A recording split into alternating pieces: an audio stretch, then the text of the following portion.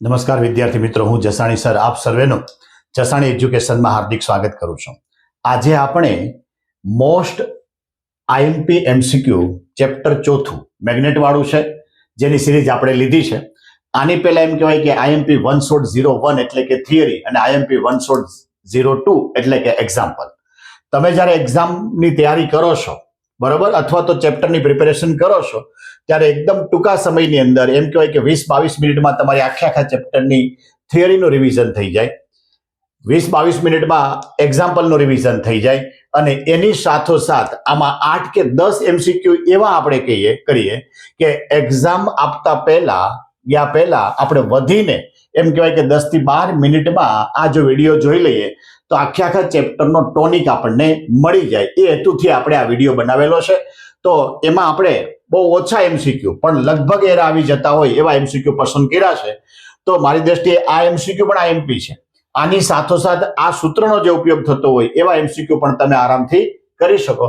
એમાં પહેલો જે એમસીક્યુ છે, એક વર્તુળાકાર ગૂંચળામાં 100 આટાની સંખ્યા છે, એટલે કે n બરાબર 100.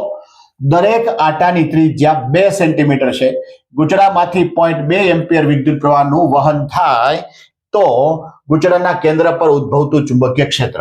હવે n બરાબર 100, r બરાબર 2 સેન્ટીમીટર એટલે 2 × 10⁻² ઘાત મીટર અને i 0.2 એમ્પિયર.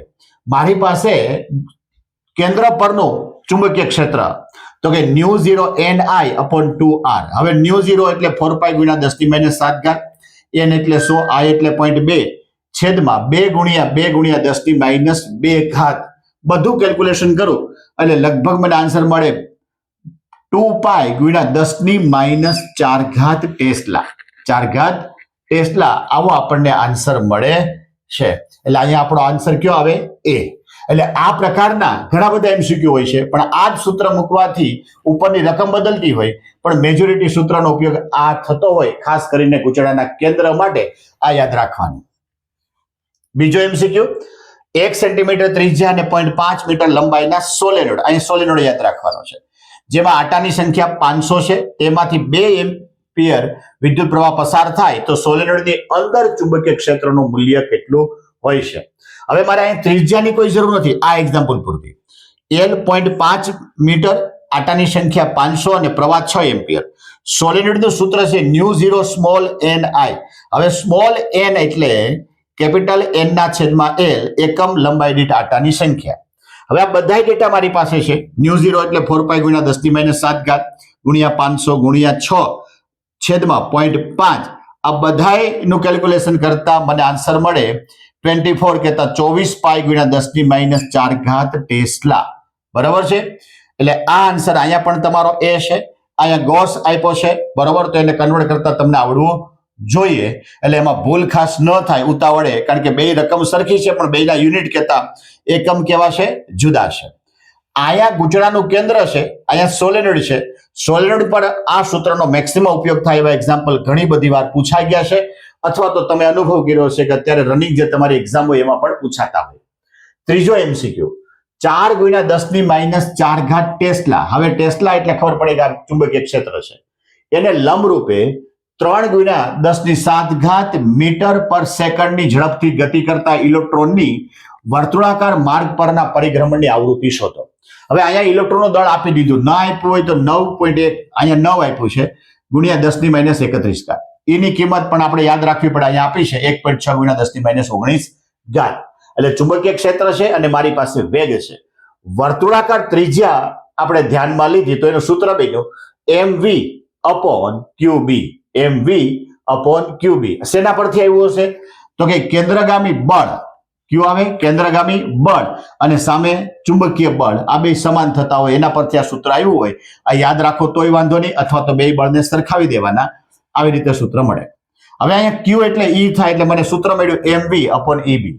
આવૃત્તિનું સૂત્ર છે v/2πr. v/2πr આવું આવૃત્તિનું સૂત્ર છે. તો અહીંયા જુઓ જી, આ જે v છે 2πr, r ની કિંમત અહીં મળી આપણને mv છેદમાં eb. eb ક્યાં ગયા? ઉપર. અહીંથી vv ઉડી ગયા, માટે આપણને સૂત્ર બની ગયું eb/2πm. જો તમને આ સૂત્ર યાદ રહે તો આગલું સ્ટેપ ઝડપથી તમારું કેલ્ક્યુલેશન થાય. 1.6 ગુણ્યા 10⁻19 ઘાત, બી એટલે 4 ગુણ્યા 10⁻4 ઘાત, 2 ગુણ્યા 3.14 ગુણ્યા ME એટલે 9 ગુણ્યા 10⁻31 ઘાત. કેલ્ક્યુલેશન કરતા આપણો આન્સર આવ્યો 11.32 મેગાહર્ટ્ઝ. એટલે અહીંયા સી આન્સર આપણો આપ્યો છે. આમાં પણ ઘણી બધી રીતે એમસીક્યુ પૂછી શકે જે આવૃત્તિનો ઉપયોગ થતો હોય.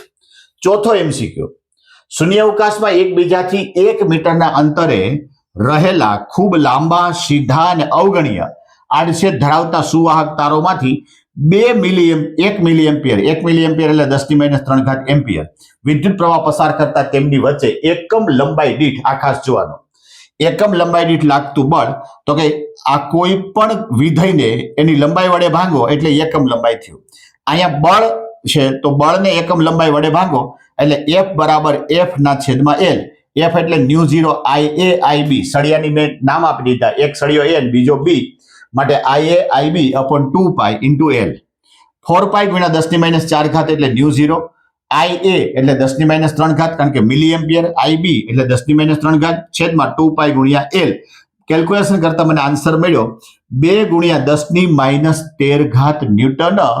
એટલે આપણી પાસે આન્સર આવ્યો બી. કેવો આન્સર આવ્યો? બી. આ ચારે ચાર એમસીક્યુ એમ કહેવાય કે કેલ્ક્યુલેશન વાળા છે અને આ સૂત્રનો ઉપયોગ કરીને ઘણા બધા એમસીક્યુ તમે આરામથી સોલ્વ કરી શકો.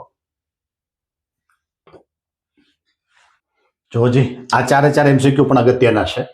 પાંચમો એમસીક્યુ છે ટોર્કને લગતો છે. 0.3 ટેસ્લા જેટલું નિયમિત ચુંબકીય ક્ષેત્ર ઝેડ અક્ષની દિશામાં, ધન ZX ની દિશામાં ઉત્પન્ન કરેલ છે. 10 સેન્ટીમીટર ગુણ્યા 5 સેન્ટીમીટર એટલે આના પરથી ક્ષેત્રફળ મળે. એક લંબચોરસ ગુચડામાંથી 12 એમ્પિયરનો વિદ્યુત પ્રવાહ પસાર થાય તો ગુચડા પર લાગતું ટોર્ક. હવે મારી પાસે ટોર્કનું સૂત્ર છે IA cross B. IA cross B બરાબર છે. અહીંયા IA એટલે ચુંબકીય મોમેન્ટ અને ગુણ્યા B. હવે અહીંયા ચુંબકીય ક્ષેત્ર કઈ બાજુ છે? ધન Z ની દિશામાં. તો આ જે ચુંબકીય મોમેન્ટ છે એ પણ ધન X ની દિશામાં છે, ધન Z ની દિશામાં છે. માટે M અને B કેવા થાય? સમાંતર. માટે થીટા કેવો થઈ જાય? 0. માટે ટોર્ક MB sin થીટા, માટે sin 0, માટે જવાબ શું આવી જાય? 0. જવાબ શું આવી જાય? 0. ઘણી વખત આનો એમસીક્યુ અહીંયા લંબ સ્વરૂપે થઈ જાય. અહીંયા કેવું થઈ જાય? લંબ સ્વરૂપે થઈ શકે. તો એમ કહેવાય કે એનો આન્સર MB થઈ જશે. છઠ્ઠો અને સાતમો, એક છે તમારો ગેલ્વેનોમીટરનો એ મીટરમાં રૂપાંતરણ કરવાનો, બીજો છે વોલ્ટ મીટરમાં રૂપાંતરણ કરવાનો. એટલે આ બે એમસીક્યુ ને લગતા પણ ઘણા આવી જાય. ગુચડામાં અવરોધ 10 ઓહમ છે, પ્રવાહ 3 મિલિએમ્પિયર એટલે 3 ગુણ્યા 10⁻³ ઘાત, પૂર્ણ સ્કેલ આવર્તન બતાવે એટલે IG થયું. તેને 0 થી 10 એમ્પિયર અવધિના એ મીટરમાં રૂપાંતરિત કરવા માટે શન્ટ. મારી પાસે ગેલ્વેનોમીટરનો જે અવરોધ છે એને RG કહેવાય, 10 ઓહમ. IG એટલે 3 ગુણ્યા 10⁻³ ઘાત, I એટલે 10 એમ્પિયર, જેમાં કન્વર્ટ કરવું છે તે. બરાબર. અહીંયા જો સ્પષ્ટ લખ્યું પૂર્ણ સ્કેલ આવર્તન. મારી પાસે સૂત્ર છે RS બરાબર IG ઇન્ટુ RG છેદમાં I માઇનસ IG. એટલે કે 3 ગુણ્યા 10⁻³ ઘાત ગુણ્યા 10 છેદમાં I માઇનસ 3 ગુણ્યા 10⁻³ ઘાત. અહીંયા ઘણી વખત વિદ્યાર્થીની ભૂલ થાય કારણ કે બાદબાકીમાં તમારે આંકડા સરખા કરવા પડે. અહીંયા 10 છે, અહીંયા 3 ગુણ્યા 10⁻³ ઘાત, એટલે કા આની ઘાત દૂર કરવી પડે ને કા આમાં ઘાત લઈ આવવી પડે તો જ બાદબાકી થાય. એટલે ઘાત દૂર કરો તો 10 માઇનસ 0.003 થઈ જાય. બરાબર. આ બધું કેલ્ક્યુલેશન કરતા આપણને આન્સર મળે 3 ગુણ્યા 10⁻³ ઘાત, માટે 3 મિલી ઓહમ. 3 મિલી ઓહમ એટલે કે આનો આન્સર સી આવે છે. આનો આન્સર કયો હતો? એ આવે છે. બરાબર. સાતમો એક્ઝામ્પલ એમસીક્યુ. એક ગેલ્વેનોમીટરના ગુચડાનો અવરોધ એટલે RG 45, 2 મિલી એમ્પિયર વિદ્યુત પ્રવાહ પૂર્ણ સ્કેલનું આવર્તન દર્શાવે એટલે IG બન્યું, પણ 2 ગુણ્યા 10⁻³ ઘાત.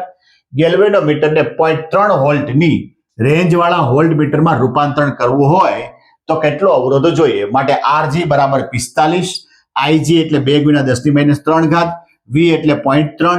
અહીંયા R બરાબર સૂત્ર યાદ રાખવાનું, R બરાબર V upon IG minus RG. 0.3 ના છેદમાં 2 ગુણ્યા 10⁻³ ઘાત માઇનસ 45. માઇનસ 45 એટલે કેટલું થશે? 1455 ઓહમ. 1455 ઓહમ એટલે આપણો આન્સર કયો આવે? ડી. બરાબર. 8મું છે, 1 મીટર લંબાઈના વાહક તારને એક વર્તુળાકાર લૂપમાં ફેરવવામાં આવે. જો તેમાંથી 1 એમ્પિયરનો પ્રવાહ વહેતો હોય તો તેની ચુંબકીય મોમેન્ટ. હવે પહેલા તો વર્તુળાકાર એટલે એનો પરિઘ કેટલો થાય? 2πr. તારની લંબાઈ કેટલી છે? 1 મીટર. તો આ 2πr એ લંબાઈ અને 1 મીટર એનું રેન્જ આપી. બરાબર. એટલે 2πr બરાબર 1 મીટર. વર્તુળને વચ્ચેથી કાપી નાખો તો એ લાંબો સળિયો થઈ જાય. r બરાબર 1/2π. હવે ક્ષેત્રફળ કેટલું છે? વર્તુળ હોય તો πr². r ની કિંમત શું મૂકું? 1/2π એનો વર્ગ એટલે 1/4π. અહીંયા સ્ક્વેર બન્યું પણ ઉડી ગયું. ચુંબકીય ડાયપોલ મોમેન્ટ એટલે I એટલે 1, a એટલે 1/4π. માટે આપણો આન્સર બન્યો 1/4π. માટે આપણો આન્સર આવે ડી. માટે આપણો આન્સર આવે ડી. જો જે 8 પ્રકારના કેલ્ક્યુલેશન એવા આપણે લીધા છે કે ભાઈ લગભગ આ સૂત્ર મૂકવાથી તમારા ચેપ્ટરના બીજા વધારાના એમસીક્યુ પણ થઈ શકે. જોજી આ બંને પણ અલગ પ્રકારના એમસીક્યુ છે. એમાં એક આપ્યું છે આકૃતિમાં દર્શાવ્યા મુજબ સોલેનોઇડની અક્ષ પર ગતિ કરતા ઇલેક્ટ્રોન પર થતું કાર્ય.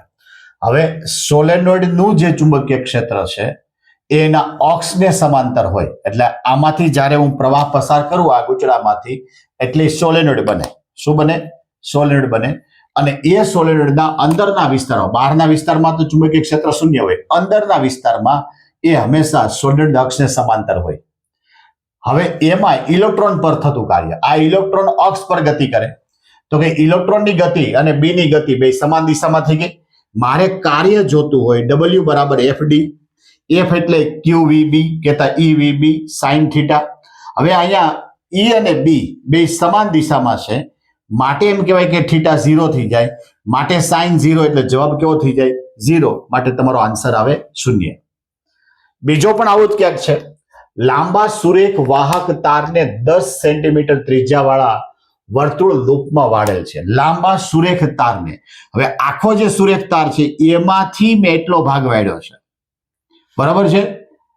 જો આ લૂપમાંથી 8 એમ્પિયર પ્રવાહ પસાર કરવામાં આવે તો લૂપના કેન્દ્ર પર C પાછળ ઉદ્ભવતું ચુંબકીય ક્ષેત્ર. હવે અહીંયા જોવાનું એ છે કે ખરેખર બે તાર થયા. આપણે વિભાજન કરો. એક આ સુરેખ તાર. હવે સુરેખ તારમાં જોવો જોઈએ આ જે C બિંદુ છે એ સુરેખ તારથી આ લંબ અંતરે છે, આ લંબ અંતરે C આગળ. તો સુરેખ લાંબા તાર વડે બિંદુ C પાસે મળતું ચુંબકીય ક્ષેત્ર માટે B1 બરાબર μ0I/2πr. 2πr. હવે 4π ગુણ્યા 10⁻7 ગુણ્યા 8 છેદમાં 2π ગુણ્યા 0.1 માટે 1.6 ગુણ્યા 10⁻5 ઘાત ટેસ્લા આવું આવે છે. બરાબર છે. માટે આમ જોવો જોઈએ, આમ પ્રવાહ હોય તો ચુંબકીય ક્ષેત્ર આમાંથી બહાર આવશે. બીજું આ જે ભાગ છે એ વર્તુળાકાર થયો, આ ભાગ આખો વર્તુળાકાર થયો તો એના કેન્દ્ર પર વર્તુળાકાર રિંગના કેન્દ્ર પર ચુંબકીય ક્ષેત્ર તો એનું સૂત્ર છે B2 બરાબર μ0I/2r માટે 4π ગુણ્યા 10⁻7 ઘાત ગુણ્યા 8 છેદમાં 2 ગુણ્યા 0.3. અહીંયા પાય એટલે 3.14. આન્સર મળે આપણને 5 ગુણ્યા 10⁻5 ઘાત ટેસ્લા. અહીંયા હંમેશા બહાર અંદર તરફ જતું હશે. ક્યાં જતું હશે? અંદર તરફ. બે ચુંબકીય ક્ષેત્ર, તાર વડે મળતું ચુંબકીય ક્ષેત્ર બહાર તરફ આવે, આના વડે મળતું ચુંબકીય ક્ષેત્ર અંદર તરફ જાય. માટે એમ કહેવાય કે બેયની શું થાય? બાદબાકી. મોટું કોણ? B2. એમાંથી બાદ કોને કરવાના? B1 ને. માટે બાદબાકી કરો એટલે 3.4 ગુણ્યા 10⁻5 ઘાત ટેસ્લા આન્સર આવી શકે. ક્લિયર? આ 10 એમસીક્યુ આપણે એવા લીધા છે કે તમારા ચોથા ચેપ્ટરના મેક્સિમમ સૂત્ર અને મેક્સિમમ લોજિકનો ઉપયોગ થઈ અને આપણે 10 જ એમસીક્યુ ઝડપથી રિવિઝન કરીએ તો આખા ચેપ્ટરનો આપણને એમસીક્યુ માટેનો અંદાજ આવી જાય. આ સિવાય એમ કહેવાય કે આ ચેપ્ટરમાં તો કે તમારા એકમ હોય, સૂત્ર હોય, બરાબર છે, MLT છે, ઘણી વખત થિયરી આધારિત પ્રશ્ન હોય, પ્રવાહની દિશા હોય, ચુંબકીય ક્ષેત્રની દિશા હોય, આ બધા પ્રકારના જે કાંઈ રોકડિયા માર્કવાળા જે કાંઈ છે, જે ચેપ્ટર વાંચવાથી જે આવડવાના હોય એ એમસીક્યુ અને આ 10 એમસીક્યુ એટલું કરો એટલે આ ચેપ્ટરમાંથી મેક્સિમમ માર્ક કવર થઈ શકે. તો આશા રાખું કે આ જે વિડીયો છે એ વધારે વિદ્યાર્થીને લાભદાયી થાય એના માટે એમ કહેવાય કે આ વિડીયો કહેતા આખી જે અમારી ચેનલ છે જસાણી એજ્યુકેશન ચેનલને લાઈક, શેર અને સબસ્ક્રાઇબ કરવાનું પણ ભૂલતા નહીં.